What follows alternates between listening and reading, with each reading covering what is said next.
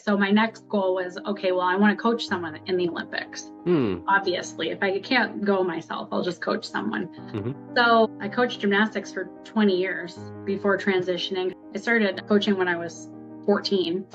I did eventually coach a world champion and Olympian. So I achieved that goal. But coaching isn't exactly an industry where you can make enough money to support a family and live like the life you want. I eventually had to make the hard decision to walk away from, but I still, love the sport and love, seeing on Facebook the successes of my former athletes. A lot of them are on college teams still, like many of them got college scholarships. Have you ever thought about solar before? How it's useful, beneficial, maybe what it can do for you or others? Then you're going to want to check out this episode. Erin Leece has some very good insights on the industry itself. Went from being trainer for gymnastics to owning a business in the solar industry.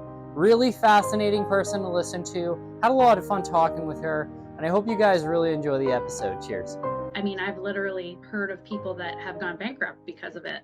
Really? And it was all because a salesperson or maybe their manager tweaked the numbers or said this will cover 100% of your bill when actually it was only going to cover 65% of their bill. No way. Yeah. And it's as easy as that. It's just a one line verbal promise that isn't in writing. That's enough to totally and utterly turn someone who was really excited to go solar into someone that feels scammed and taken advantage of. And I wanted to ask you, what is one of the most difficult things that you went through from your transition from being a gymnastics coach to being in the solar industry? That's a really hard question because they're just wildly different. Going through the transition of like being in an industry just where honesty isn't an issue and integrity really isn't an issue, to one where, integrity problems and honesty is really, there's a lot of shady individuals in the solar industry. And also the corruption of the energy industry in general, like the utility companies and whatnot. It was kind of almost like a culture shock for me in the beginning because I couldn't, I'm used to trying to be worthy of trust and also dealing with others that are worthy of trust and not kind of having to see behind the curtain of the misinformation that people have a vested interest in spreading, if that makes sense. So.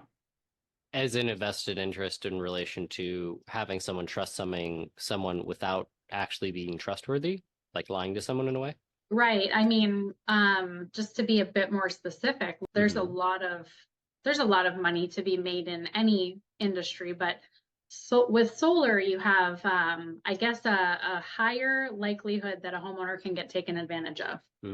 Because once you put solar on your roof, you don't know right away if it's working correctly. You don't know right away if it's covering your electric bill properly. Because the way a system is designed, it's designed through like for the energy usage of a home for the entire year.